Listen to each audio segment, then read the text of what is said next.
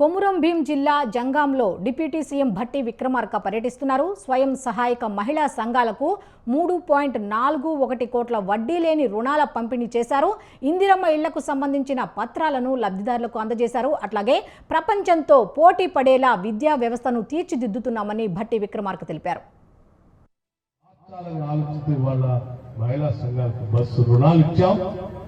రుణాల సంవత్సరం లింకేజ్ ఏర్పాటు చేశాం.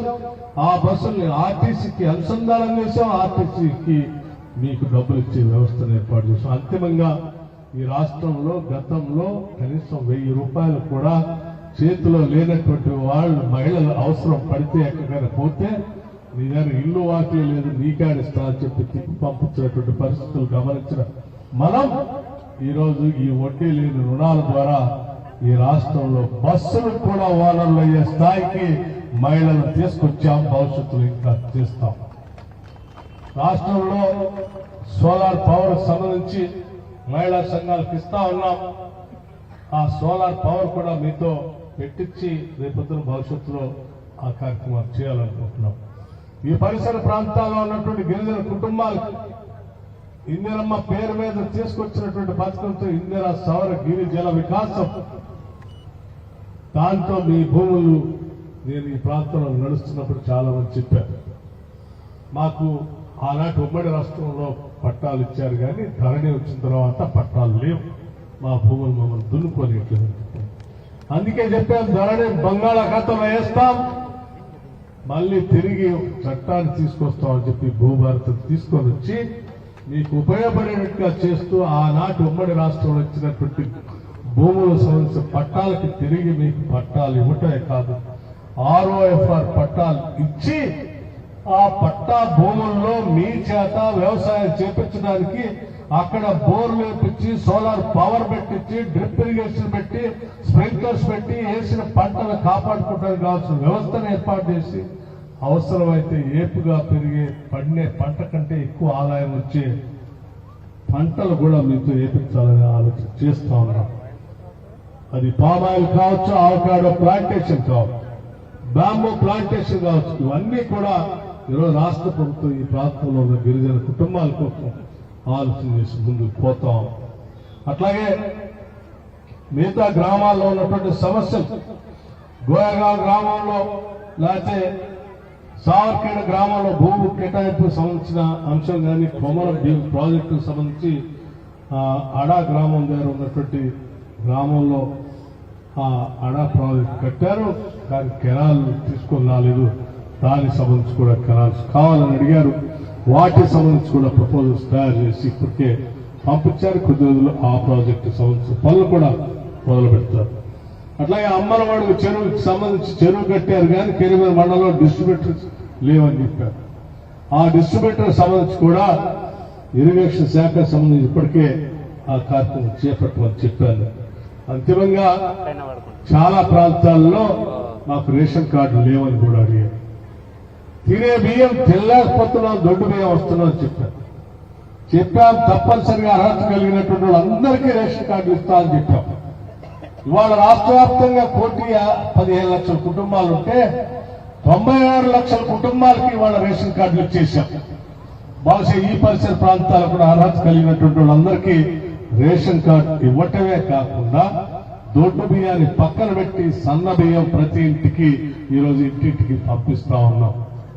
ఆ సన్న బియ్యంతో ఈరోజు సుఖంగా మనం ఆహారం తీసుకోగలుగుతున్నాం అని చెప్పి మీ అందరికీ మనం చేస్తూ భవిష్యత్తులో కూడా ఆ రోజుల్లో ఇక్కడ ఏ కార్యక్రమం విద్యుత్ సమస్య సంబంధించినటువంటి సమస్యలు కూడా ఉన్నాయని చెప్తా ఉంటే నేను ఆల్రెడీ NPDCL CMD గారు చెప్పారు. వాళ్ళు పొలం బాట, ప్రజా బాట, 2 బాటలు పట్టారు. ప్రత్యేక స్కీమ్ అనౌన్స్ చేశాం. వారానికి 2 రోజులు పొలం బాట, ప్రజా బాట విద్యుత్ శాఖకు సంబంధించిన అధికారులు గ్రామాల బట్టి ఊళ్ళ బట్టి పొలాల బట్టి తిరుగుతూ ఉంటారు. మీ అందరూ వచ్చి కలుస్తారు. ఎక్కడ ఏ సమస్య ఉన్న వాళ్ళ దృష్టికి తీసుకొని రండి. ఆ సమస్యను పరిష్కారం చేసే దిశలో వ్యవస్థ మొత్తం పనిచేస్తాము. ఆ పనిచేసే క్రమంలో దాంతో పాటు 108 ఎవరికైనా ఉంటో బాగాలేకపోతే మనం 108 ఫోన్ చేస్తే అంబులెన్స్ వస్తాం ఎమ్మటే.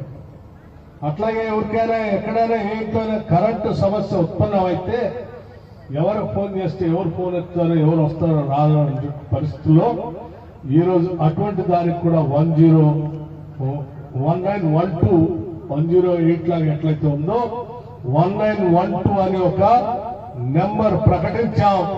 మీకు రూపాయి ఒక్క కానీ 10 పైసలు కూడా ఖర్చు లేకుండా ఎవరైనా మీ కరెంటు సమస్య ఉంటే వెంటనే మీ ఫోన్ నుంచి 1912 ఫోన్ చేయండి. మీ సమస్య చెప్పండి, వాళ్ళు చెప్పంగానే వాళ్ళు రాసుకొని ఆ పరిసర ప్రాంతంలో ఒక అంబులెన్స్ లాగా 108 ఫోన్ చేస్తే అంబులెన్స్ ఎట్లాగ వస్తుందో 1912 ఫోన్ చేస్తే కూడా విద్యుత్ శాఖ సంబంధించిన అంబులెన్స్ ఎమ్మటే సామాన్ తీసుకొని పరిసర ప్రాంతాలకు వస్తుంది. ఆ అంబులెన్స్ లో ఒక ట్రాన్స్ఫార్మర్ ఉంటుంది, నిచ్చెన ఉంటుంది, ఒక ఇంజనీర్ ఉంటాడు, 2-3 పని వాళ్ళు ఉంటారు.